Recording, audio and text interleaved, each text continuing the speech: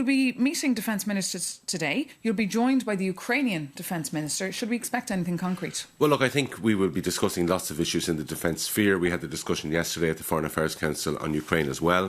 I think Ukraine is very, very strong and forward in people's minds in Europe. So the question is, how do we best help Ukraine?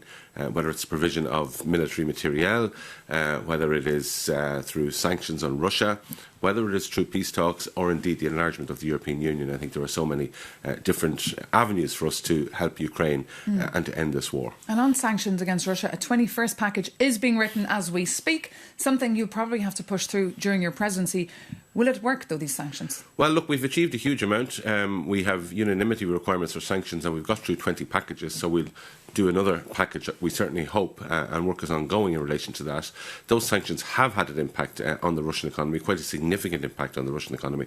They clearly haven't ended the war, but I think we need to continue putting the pressure on Russia and indeed on its people in order that they can somehow put pressure on Vladimir Putin. And this is the issue. The war is still ongoing. Some are floating the idea of potentially speaking to Russia, a conversation that's been going on for many, many months now. What is Ireland's view here? Well, look, we support continued sanctions. We support the enlargement of the EU to include Ukraine. And we've also supported when individual leaders have contacted Vladimir Putin in the past. We think it is important to allow that dialogue to take place if it's going to end the war. Is it time for a special envoy, an appointee? Well, look, I mean, that's for a consideration for another day, and that's a Vladimir Putin suggestion this week. So I don't think I'm going to lean into that. I think the focus has to be to support Ukraine. We have peace talks which the Americans have been facilitating, and we've been very supportive of those peace talks. And if there were to be a place for the European Union, I think we'd be supportive of that as well. But of course, coming into presidency mode, Ireland, of course, has to take into account the views of the member states. And of course, Kai Kallas and Antonio Costa make, get the consensus of the member states on foreign policy issues. And on consensus, there was one move last night here in Brussels regarding sanctions against settlers in the West Bank. This was allowed, of course, because of the new change of government in Hungary. Will these have much of an impact, though, on the ground? Well, look, I think it's very, very welcome that Hungary has changed its position on this and that you have all the member states of the European Union agreeing on this. I think this is a step forward. I think there is more that we can do to help people in Palestine. But I think this is very, very welcome. Nobody disagrees with this now around the European table.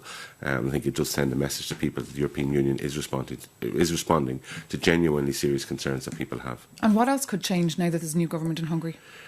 Well, look, we await discussions with them, but I mean, obviously the Hungarian government up to now has blocked the opening of accession talks formally with Ukraine. That's something that we'd like to see change.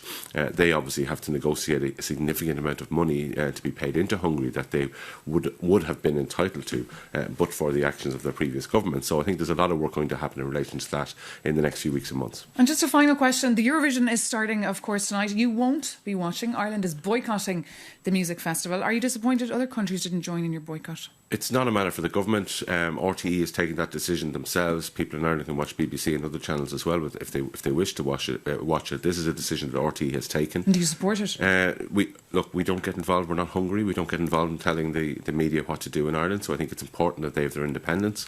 They've decided this independently, and that's the decision for them to take in relation to their audience. The independence of RTE, I think, is something that has been critical and central to our democracy over the decades. OK, Minister Thomas Byrne, thank you so much for coming in to us